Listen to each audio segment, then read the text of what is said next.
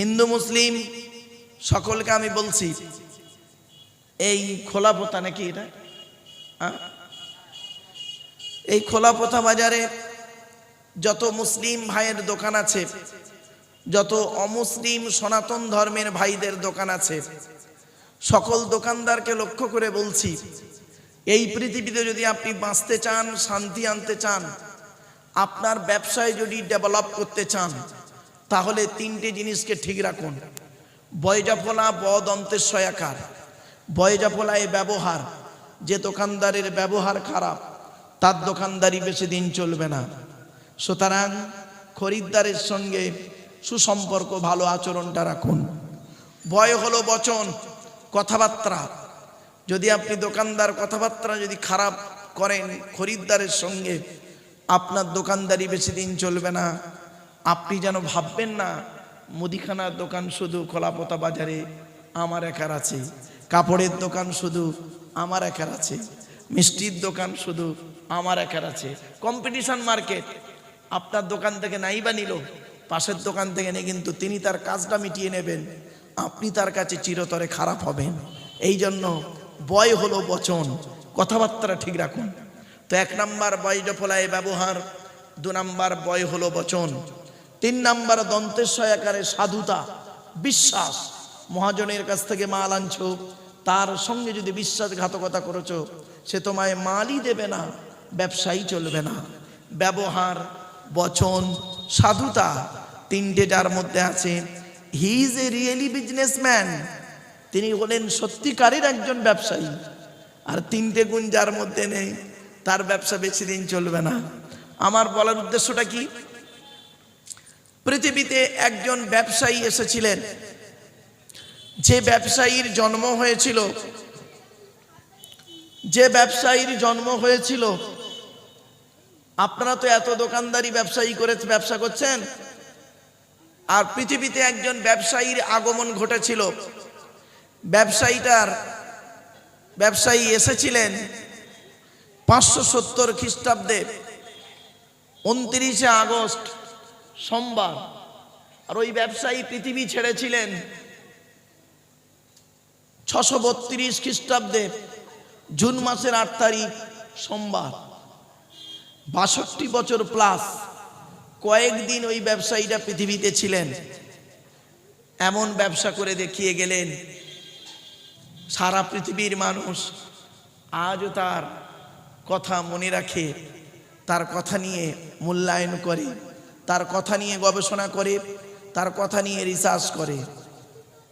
সেই ব্যবসায়ীটার নাম হলো বিশ্বনবী হযরত মুহাম্মদ মুস্তাফা সাল্লাল্লাহু আলাইহি ওয়াসাল্লাম। সুধী শ্রোতামণ্ডলী, তাই আপনাদের কাছে আমার একান্ত আবেদন নিবেদন, আপনারা মাথায় রাখুন কথাগুলিকে। এরপরে আসছি, সৃষ্টিকর্তা বলছেন, হে পৃথিবীর মানুষ, হে পৃথিবীর মানুষ, এই পৃথিবীতে যতদিন তোমরা বাঁচবে, হিন্দু মুসলিম সকলকে আমি উদ্দেশ্য করে খোলাপাতা বাজারে বলছি, হিন্দু মুসলিম সকলকেই বলছি, কোরআন শুধু মুসলমানদের জন্য নয়, কোরআন শুধু মুসলমানদের জন্য নয়, কোরআন এসেছে হুদাল্লিন নাস, মানব জাতির হেদায়েতের জন্য এসেছে কোরআন। তাই সৃষ্টিকর্তা বলছেন, ইয়া আইয়ুহান নাস, হে মানব জাতি, কুলু মিম্মা ফিল আরদি হালালান তাইয়্যিবা। 2 নম্বর খণ্ড বা পারাতে 4 নম্বর পৃষ্ঠাতে 8 নম্বর লাইনে সূরার নাম সূরা বাকারাতে বলছেন, হে মানব জাতি, ইয়া আইয়ুহান নাস কুলু মিম্মা ফিল আরদি হালালান তাইয়্যিবা। হে মানব জাতি, পৃথিবীতে যতদিন বাঁচবে যে খাবারগুলি ভক্ষণ করবে, বৈধ খাবার খাও, অবৈধ খাবার খেও না। মানব জাতি সকলের জন্য বলে, যেখানে হিন্দু মুসলমান কোনো ডিভাইডেড নেই। এবার যারা সৃষ্টিকর্তাকে বিশ্বাস করবে, ঈমান আনবে, তাদের একটা পদবি দিয়েছেন ঈমানদার। ইয়া আইয়ুহাল্লাযীনা আমানু, হে ঈমানদার বান্দাগণ, কুলু মিন তাইয়্যিবাতি মা রাযাকনাকুম, হে ঈমানদার বিশ্বাসীগণ, তোমরা সৃষ্টিকর্তার দেওয়া হালাল খাবারগুলো ভক্ষণ করো। আপনারা কি ভাবছেন সৃষ্টিকর্তা আল্লাহ শুধু এই মানব জাতিকে বলেছেন না, রসুল নবীদেরকেও বলেছেন। নবীদেরকেও আল্লাহ বলেছেন হালাল খাবার খেতে। আমরা ধারণা করি নবীরা তো হালাল খাবার খাবেই 100%, তথাপিও নবীদেরকে আল্লাহ হালাল খাবার খেতে বললেন, ভালো কাজ করতে বললেন। ইয়া আইয়ুহার রাসূল কুলু মিন তাইয়্যিবাতি মা রাযাকনাকুম। হে রাসূল গণ, এখানে রাসূল শব্দটা আছে। ইয়া আইয়ুহার রাসূল, হে 18 পারা 4 পৃষ্ঠার সূরার নাম সূরা মুমিনুনে বলা হয়েছে ওয়ামালু সলিহা। হে রাসূলগণ, তোমরা হালাল খাবার খাও আর ভালো ভালো কাজগুলো করো। তাহলে শুধু এখানে সৃষ্টিকর্তা মানব জাতিকে বলেন, এ রাসূলদেরকেও বলেছেন। তাই আপনাদেরকে আমি অনুরোধ করে বলে যাচ্ছি, হিন্দু মুসলিম বৈধ খাবার খান, অবৈধ খাবার খেতে যাবেন না। তাতে করে আপনার দেহটাও খারাপ হবে, মনটা ছোট হবে, ব্রেন বিবেক বুদ্ধিটা খারাপ পথে যাবে। আপনার সন্তান সেও জন্ম হবে খারাপ হবে। এজন্য অনুরোধ করে বলে যাচ্ছি, আপনি পৃথিবীতে যে কদিন বাঁচবেন বৈধ খাবার খেয়ে যান। 1 নাম্বার হলো কি, সৃষ্টিকর্তা বললেন এই পৃথিবীতে 3টে জিনিস তোদের আলাদা করে দিয়েছি। 1 নাম্বার হলো ব্লাড গ্রুপ আলাদা। আমাদের প্রত্যেকের ব্লাড গ্রুপ আলাদা, হিন্দু মুসলিম প্রত্যেকেই, মনে রাখবেন। এজন্য আমি বেশ কিছু জায়গাতে বলি, হাই স্কুল কলেজ টলেজ আলোচনা করতে গিয়ে বলি কি, যে কিসের হিন্দু কিসের মুসলিম আপনারা পার্থক্য করেন, কিসের হিন্দু কিসের মুসলিম পার্থক্য করেন। আপনারা কি জানেন, হিন্দুদের রক্তের ভিতরে মুসলমানদের রক্ত আছে, মুসলমানদের রক্তের ভিতরে হিন্দুদের রক্ত আছে। কিরকম? মুসলমানদের রক্তের ভিতরে হিন্দুদের রক্ত আছে, হিন্দুদের রক্তের ভিতরে মুসলমানদের রক্ত আছে। ছোট্ট একটি উদাহরণের মাধ্যমে দিলেই বুঝতে পারবেন। আপনাদের এলাকায় ব্লাড ডোনেশন ক্যাম্প হয়, রক্তদান শিবির হয়, এই মাটিয়া থানায় অন্তর্গত বেশ কিছু জায়গায় ব্লাড যখন নেওয়া হয় তখন বলা হয় নাকি, এই ও হিন্দু ওর রক্ত আলাদা কর, ও মুসলিম ওর রক্ত আলাদা কর। বলে না, ব্লাডের মধ্যে কাস্টের কোনো ডিভাইডেড থাকে না, ব্লাডের মধ্যে কালারের কোনো ডিভাইডেড থাকে না, ব্লাডের মধ্যে জেন্ডারের কোনো ডিভাইডেড থাকে না, ব্লাডের মধ্যে গ্রুপের কোনো ডিভাইডেড মানে কালারের ডিভাইডেড থাকে না, ব্লাডের মধ্যে গ্রুপের ডিভাইডেড করা হয়।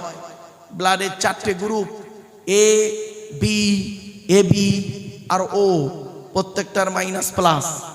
একটা হিন্দুর রক্তের ভিতরে 3টে জিনিস পাওয়া যায়, লোহিত কণিকা, শ্বেত কণিকা, অনুচক্রিকা, as a same no difference.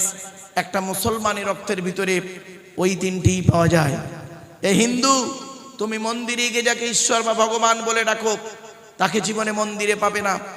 হে খ্রিস্টান, গির্জায় গিয়ে যাকে গড বলে ডাকো তাকে জীবনে কোনোদিন গির্জায় পাবে না। হে মুসলমান, হে মুসলমান, মসজিদে গিয়ে যাকে আল্লাহ আল্লাহ বলে ডাকো ও আল্লাহকে মসজিদে পাবে তো? চলুন দেখি আমরা 3 ধর্মের মানুষ সৃষ্টিকর্তাকে খুঁজতে বেরোই। সৃষ্টিকর্তা নিজেই বলছেন, ওরে পৃথিবীর মানুষ, আমাকে খুঁজতে যেতে হবে না, আমাকে খুঁজতে যেতে হবে না রে পৃথিবীর মানুষ। এই পৃথিবীতে আমি কোথায় আছি শুনে নে। পবিত্র কোরআনের 30 নম্বর পারা কোরআন শরীফ জানেন, 30 নম্বর খণ্ড কোরআন শরীফ আগেই বলে দিয়েছি। 26 নম্বর খণ্ডে রেফারেন্সটা কোথায় আছে বলে দিচ্ছি, শুনে নিন। 26 নম্বর খণ্ডে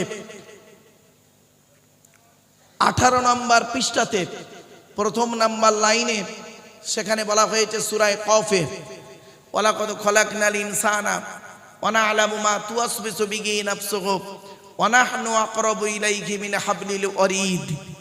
সৃষ্টিকর্তা বললেন, হে মানব জাতি, আমি তোদের সৃষ্টি করেছি, তোদের মনের মধ্যে ভালো মন্দ যা কিছু আছে সব আমি সৃষ্টিকর্তা, সব জানি। তোরা কোনোদিন ভাববি না আমি সৃষ্টিকর্তা অনেক দূরে। না না না, আমি তোর ঘাড়ের শিরারও নিকটবর্তী। একবার অন্তরে অন্তঃস্থল থেকে আমাকে আল্লাহ বলে ডাক দে, আমি সৃষ্টিকর্তা তোর ডাকে সাড়া দেব। এজন্য আমি বলি, কোথায় স্বর্গ কোথায় নরক কে বলে তা বহুদূর। মানুষের মাঝে স্বর্গ নরক, মানুষেতে সুরাসুর। হিন্দু মুসলিম অনুরোধ করে কথাগুলি বলে যাচ্ছি, মানা না মানা হলো আপনাদের ব্যাপার, তবে আমি কথাগুলো যা বলছি বাড়িতে গিয়ে মূল্যায়ন করুন। এরপরে আসছি, সৃষ্টিকর্তা আরো বলছেন 2 নম্বর খণ্ডে 7 নম্বর পৃষ্ঠাতে 8 নম্বর লাইনে, সূরার নাম সূরা বাকারাতে, সেখানে বলা হয়েছে, এই কোরআনেই বলা হয়েছে, এই কোরআনেই বলা হয়েছে, ওয়াইদা সালাকা ইবাদি আন্নি ফাইন্নি করিব উজিবু দাওয়াতাদ দাঈ ইযা দাআন ফালিয়াস্তাজিবু লি ওয়ালিয়ুমিনু বি লাআল্লাহুম ইয়ারশুদুন। এর বাংলা অর্থটা কি? সৃষ্টিকর্তা বলছেন, হে নবী, তোমার কাছে যখন আমার সম্পর্কে আমার বান্দারা প্রশ্ন করবে, নবী তুমি শুধু এতটুকুই বলো, আমি কোথায় আছি? আন্নি ফাইন্নি করিব, আমি আমার বান্দার নিকটবর্তী খুবই আছি, খুবই নিকটবর্তী আছি। উজিবু দাওয়াতাদ দাঈ ইযা দাআন, বান্দা যখন আমাকে সৃষ্টিকর্তা আল্লাহ বলে ডাক দেয়, আমি তার ডাকে সাড়া দিয়ে থাকি। সুতরাং আমি যখন বান্দার ডাকে সাড়া দিই, তারও উচিত হলো আমার ডাকে সাড়া দেওয়া।